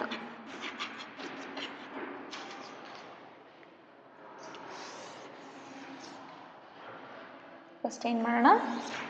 ಇಲ್ಲಿದೆಲ್ಲ ಈ ಘನದ್ದು ಅಂದರೆ ದೊಡ್ಡದು, ಆಮೇಲೆ ಕತ್ತರಿಸಿದ ಮೇಲೆ ಚಿಕ್ಕವಾಗ್ತಾವಲ್ಲ, ಅಂದರೆ ಹೊಸ ಘನಗಳು. ಮುಂಚೆ ಇದ್ದ ಘನ ದೊಡ್ಡ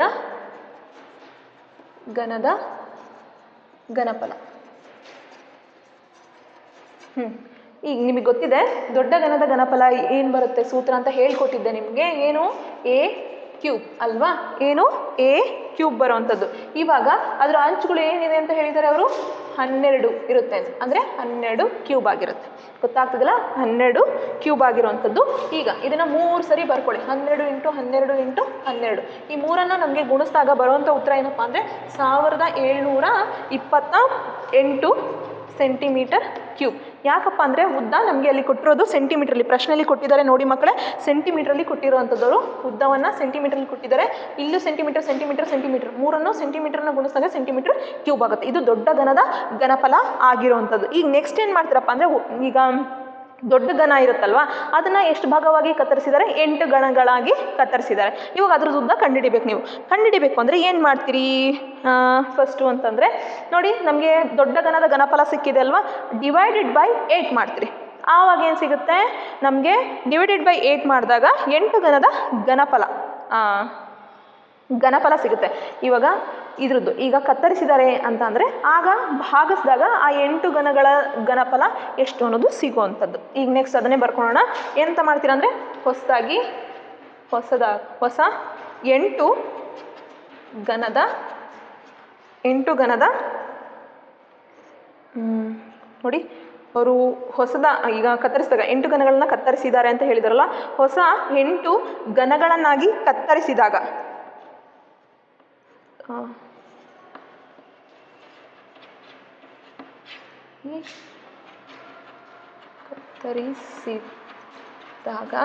ಕತ್ತರಿಸಿದಾಗ ಹೊಸ 8 ಘನಗಳನ್ನಾಗಿ ಕತ್ತರಿಸಿದಾಗ ನಮಗೆ ಬರೋ ಅಂಥದ್ದು 8 ಘನಗಳನ್ನಾಗಿ ಕತ್ತರಿಸಿದಾಗ ಒಟ್ಟು ಘನಫಲ ಎಷ್ಟಿರುತ್ತೆ, ಎಷ್ಟು ಅಂತಂದರೆ ಫಸ್ಟಿಗೆ ಏನು ಮಾಡ್ತೀರಾ ಅಂತಂದರೆ 8 ಘನಗಳನ್ನಾಗಿ ಕತ್ತರಿಸಿದ್ದನ್ನ ನಾವು ಘನಫಲವನ್ನು ಕಂಡಿಬೇಕು. ಅದಕ್ಕೆ ಏನು ಮಾಡ್ತೀನಿ ಅಂದರೆ, ಇವಾಗ ದೊಡ್ಡ ಘನದ್ದು ಅಂದರೆ ಇದ್ರದ್ದೇ ಅಲ್ವಾ ಘನಫಲ, ಹಾಗಾಗಿರೋದ್ರಿಂದ 1728 ಬೈ ಇದನ್ನು 8 ಭಾಗವನ್ನಾಗಿ ನಾನು ಕತ್ತರಿಸ್ತೀನಿ.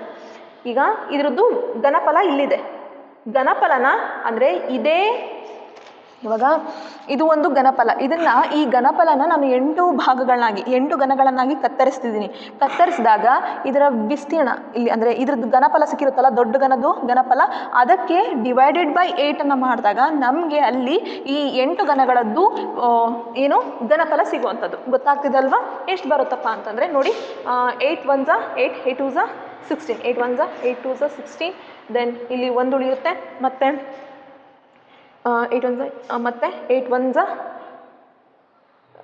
8 4 ಉಳಿಯುತ್ತೆ, ಮತ್ತು 48 ಎಲ್ಲಿ ಬರುತ್ತಪ್ಪ ಅಂತಂದರೆ 8 6 48 ಎಷ್ಟಾಯಿತು, 216 ಸೆಂಟಿಮೀಟರ್ ಕ್ಯೂಬ್. ಗೊತ್ತಾಗ್ತಿದಲ್ವಾ? 216 ಸೆಂಟಿಮೀಟರ್ ಕ್ಯೂಬ್ ಅಂತ ಹೇಳಿ ನೀವು ಬರ್ಕೊತೀರಿ. ಇದು ಎದ್ರದ್ದಪ್ಪ ಅಂತಂದರೆ ಹೊಸದಾಗಿ ನೀವು 8 ಘನಗಳನ್ನಾಗಿ ಕತ್ತರಿಸ್ತಿರುತ್ತಲ್ಲ ಅದರದ್ದು ಘನಫಲವಾಗಿರುತ್ತೆ. ಇಲ್ಲಿ ಬರಿತೀನಿ ನಾನು, ಇಲ್ಲಿ 8 ಘನಗಳ ಘನಫಲ ಗೊತ್ತಾಗ್ತಿದೆ ಅಲ್ವಾ? ಇದು 8 ಘನಗಳ ಘನಫಲ. ಇದು 1728 ದೊಡ್ಡ ಘನದ ಘನಫಲ. ಗೊತ್ತಾಯ್ತು ಅಲ್ವಾ? ಈಗ ನೆಕ್ಸ್ಟ್ ನಾವು ಮಾಡಬೇಕಾಗಿರೋದೇನಪ್ಪ ಅಂದರೆ,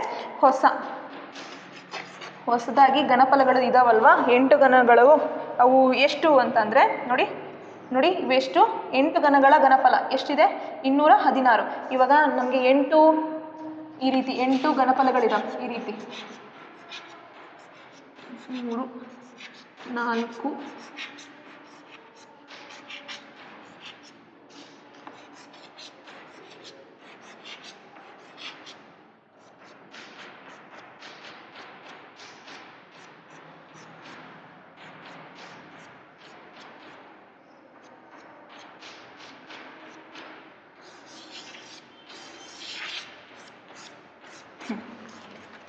ಇಲ್ಲಿ ನೋಡಿ, ಇದ್ರದ್ದು ಇವಾಗ ಇದು ಒಂದು ದೊಡ್ಡ ಘನಫಲ, ಇದನ್ನು ನಾವು 8 ಭಾಗಗಳನ್ನಾಗಿ ಕತ್ತರಿಸ್ಕೊಂಡಿದ್ದೀವಿ. 8 ಭಾಗಗಳು ಈ ರೀತಿಯಲ್ಲಿ ಘನಫಲಗಳು ಸಿಗ್ತವೆ. ಇವಾಗ ನಾವೇನಪ್ಪ ಅಂತಂದರೆ ನೋಡ್ರಿ, ಈಗ ನಾನು ಇಲ್ಲಿ ಕಂಡುಹಿಡ್ಕೊಂಡಿರೋದು ಇದ್ರದ್ದು ಘನಫಲವನ್ನು ಕಂಡುಹಿಡ್ಕೊಂಡಿದ್ದೀನಿ. ಇವಾಗ ನನಗೆ ಇಷ್ಟು ಸಿಕ್ಕಿದೆ. ಈಗ 8 ಇದೇ ಘನಫಲವನ್ನು ನಾವು ಬಳಸ್ಕೊಂಡು ಈ ದೊಡ್ಡ ಘನ ಇರುತ್ತಲ್ವ, ಇದ್ರದ್ದು ಘನಫಲವನ್ನು ಬಳಸ್ಕೊಂಡು 8 ಭಾಗಗಳನ್ನಾಗಿ ಮಾಡ್ಕೊಂಡಿವಲ್ಲ, ಅದಕ್ಕೋಸ್ಕರ ನಾನು ಏನು ಮಾಡ್ತೀನಿ, ಡಿವೈಡೆಡ್ ಬೈ 8 ಮಾಡ್ತೀನಿ. ಮಾಡಿದಾಗ ಈ 8 ಘನಗಳ ಸಿಗುತ್ತೆ, ಘನಫಲ ಸಿಗುತ್ತೆ. ಗೊತ್ತಾಗ್ತಿದೆ ಅಲ್ವಾ? ಈಗ ನೋಡಿ, ಈಗ ನಾನು ಹೇಗೆ ಮಾಡ್ಕೊಂಡಿದ್ದೆ ಅಂದರೆ ನಿಮಗೆ ಕ್ಲಿಯರಾಗಿ ಅರ್ಥ ಆಯಿತು ಅಂತ ಅಂದ್ಕೊಳ್ತೀನಿ. ಈಗ ನೆಕ್ಸ್ಟ್ ಏನಪ್ಪ ಮಾಡ್ತೀರಾ ಅಂತಂದರೆ, ಇಲ್ಲಿ ಹೊಸ ಘನಗಳದ್ದು ಘನಫಲವನ್ನು ಕಂಡುಹಿಡ್ಕೊತೀರಾ. ನೋಡಿ, ಹೊಸ ಅಂದರೆ ನಮಗೆ ಈಗ ಸಿಕ್ಕಿದವಲ್ಲ ಇಷ್ಟು ಹೊಸವು, ಇದು ಹಳೆದು ಅಂದರೆ ದೊಡ್ಡದು ಅಂತ ಹೇಳಿ ನಾನು ಪರಿಗಣಿಸ್ಕೊಂಡಿದ್ದೀನಿ ಇಲ್ಲಿ.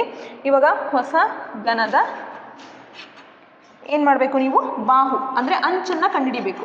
ಬಾಹುಗಳು ಇವಾಗ ಇದ್ರ ಫುಲ್ ಅಳತೆ ಸಿಕ್ಕಿದೆ, ಇದ್ರದ್ದು ಫುಲ್ ಅಳತೆ. ನಮಗೆ ಬೇಕಾಗಿರೋದೇನು ಉದ್ದ, ಅದ್ರದ್ದು ಉದ್ದ ಎಷ್ಟು ಅನ್ನೋದು ಬೇಕು ಅಲ್ವಾ.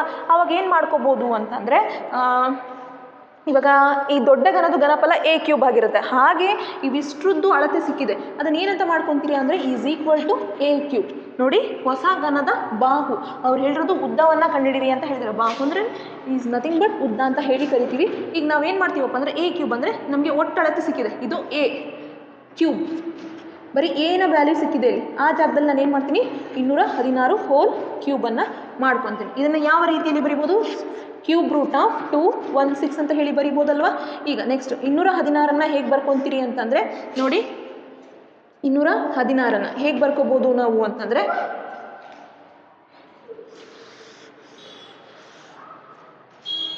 ಈಗ ನೋಡಿ 216 3 ಸರಿ ಏನು ಮಾಡಬೇಕು, ಸಿಂಪ್ಲಿಫೈ ಮಾಡ್ಕೋಬೇಕು, ಬಿಡಿಸ್ಕೋಬೇಕು. ಆಗ ನಾನು ಏನಪ್ಪ ಮಾಡ್ತೀನಿ ಅಂತಂದರೆ 216 6 ನಾವು 3 ಸರಿ ಗುಣಿಸಿದಾಗ ನಮಗೆ ಏನು ಬರುತ್ತೆ, 216 ಬರುತ್ತೆ ಅನ್ನೋದು ನಿಮಗೆ ಗೊತ್ತಿರೋವಂಥದ್ದು.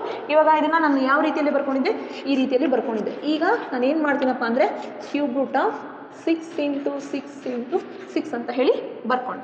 ಈ ರೀತಿಯಲ್ಲಿ ಬರ್ಕೊಂಡಿರುವಂಥದ್ದು. ನೆಕ್ಸ್ಟ್ ಈಗ ನನಗೆ ಇದರಲ್ಲಿ ಪರ್ಟಿಕ್ಯುಲರ್ ಆಗಿ ಈಗ ಈ ಘನದ್ದು ಅಂಚುಗಳು ಉದ್ದಗಳು ಏನಾಗಿರ್ತವೆ, ಇಲ್ಲಿ 6 6 6 6 6 ಈ ರೀತಿಯಲ್ಲಿ ಆಗಿರೋಂಥದ್ದು.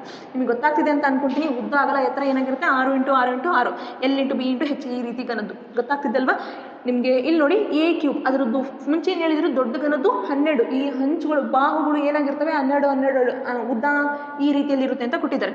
ಇದ್ರದ್ದು ಇವಾಗ ಅದನ್ನು 8 ಭಾಗಗಳನ್ನಾಗಿ ಕತ್ತರಿಸಿದಾಗ ನಮಗೆ ಇದ್ರದ್ದು ಒಟ್ಟು ಘನಫಲ ಸಿಕ್ಕಿರುತ್ತೆ. ಅದರ ಆಧಾರದ ಮೇಲೆ ನಾನು ಏನು ಮಾಡ್ತೀನಪ್ಪ ಅಂದರೆ ಉದ್ದವನ್ನು ಕಂಡಿಡ್ಕೊತಾ ಇದ್ದೀನಿ. ಇಲ್ಲಿ ಎಷ್ಟು ಬರುತ್ತೆ, 6 ಬರುತ್ತೆ.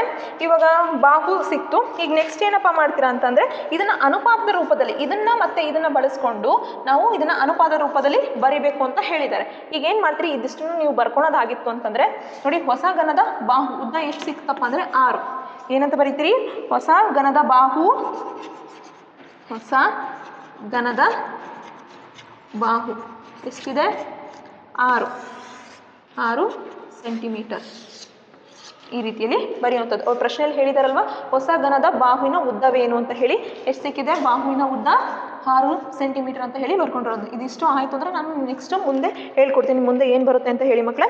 ಇವಾಗ ಏನು ಮಾಡ್ತೀರಾ, ಇದನ್ನು ಅನುಪಾತ ರೂಪದಲ್ಲಿ ಕಂಡುಹಿಡಿರಿ ಅಂತ ಹೇಳಿದ್ದಾರೆ. ಈಗ ಏನು ಮಾಡಬೇಕು ನೀವು, ದೊಡ್ಡದ್ರದ್ದು ಅಂದರೆ ಘನಫಲ ಡಿವೈಡೆಡ್ ಬೈ ಹೊಸ ಘನದ ಘನಫಲ ಮಾಡಿದಾಗ, ಭಾಗಿಸಿದಾಗ ಏನಾಗುತ್ತೆ ನಿಮಗೆ, ಅದನ್ನು ಆ ಫ್ರ್ಯಾಕ್ಷನ್ ರೂಪದಲ್ಲಿ ಇರುತ್ತಲ್ಲ ಅದನ್ನು ಅನುಪಾತ ರೂಪದಲ್ಲಿ ನೀವು ಬರೀಬಹುದು ಈಸಿಯಾಗಿ. ಇದು ಆಗಿತ್ತು ಅಂದರೆ ಅಳಿಸ್ತೀನಿ, ನಾನು ಈ ಕಡೆಗೆ ಬರಿತೀನಿ.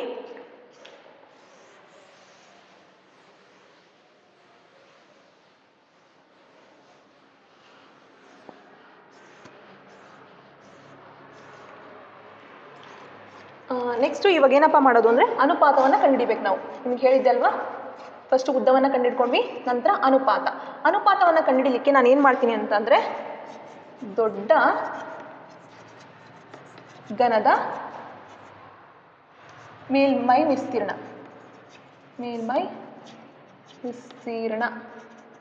ಡಿವೈಡೆಡ್ ಬೈ ಹೊಸ ಘನದ ಮೇಲ್ಮೈ ವಿಸ್ತೀರ್ಣ. ಇವಾಗ ಏನು ಮಾಡ್ತೀರಿ, ಹೊಸ ಘನದ ಮೇಲ್ಮೈ ವಿಸ್ತೀರ್ಣ ಆಮೇಲೆ ದೊಡ್ಡ ಘನದ ಮೇಲ್ಮೈ ವಿಸ್ತೀರ್ಣವನ್ನು ತೆಗೆದುಕೊಳ್ತೀರಿ.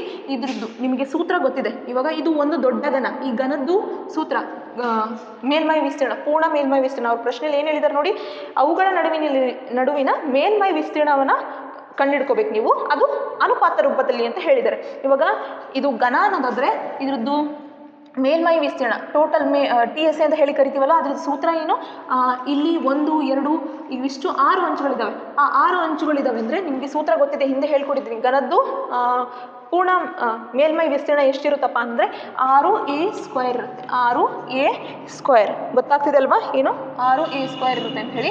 ಇಲ್ಲಿ ದೊಡ್ಡ ಘನ ಬಳಕೆ ಮಾಡ್ತಿದ್ದೀನಿ ಅಂತಂದಕ್ಕೆ ನಾನು ಇದನ್ನ ಏನು ಮಾಡ್ತೀನಿ, ಕ್ಯಾಪಿಟಲ್ A ಇಂದ ರೆಪ್ರೆಸೆಂಟ್ ಮಾಡ್ತೀನಿ.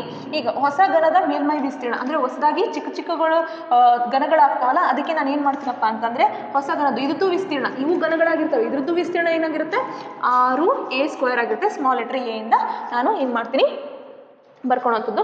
ಇಲ್ಲಿ ನೋಡಿ, ಇಲ್ಲಿ ಇದ್ರದ್ದು ಅಳತೆ ಬೇರೆ ಇದೆ, ಇದ್ರದ್ದು ಅಳತೆ ಬೇರೆ ಇದೆ, ಹೌದಲ್ವಾ? ಹಾಗಾಗಿರೋದ್ರಿಂದ ಇದನ್ನು ಕ್ಯಾಪಿಟಲ್ ಲೆಟ್ರ್ ಎ, ಇದನ್ನು ಸ್ಮಾಲ್ ಲೆಟ್ರ್ ಎ ಇಂದ ಬಳಸ್ತಾ ಇದ್ದೀನಿ. ಈಗ ನೋಡಿ, ಆರ್ ಒಂದೇ ಕ್ಯಾನ್ಸಲ್ ಆಯಿತು. ಇನ್ನು ಉಳಿದಿರೋದೇನು capital A square divided by small a square. ಇಲ್ಲಿ ಇದ್ರದ್ದು ನೋಡಿ, ಇದ್ರದ್ದು ಅಳತೆ ಇಲ್ಲಿ ಏನಿದೆ, ಎ ಅಂದರೆ ಏನು, 12 ಹೋಲ್ ಸ್ಕ್ವೇರ್ ಅಂತ ಹೇಳಿ ಬರ್ಕೋಬೇಕಾಗುತ್ತೆ.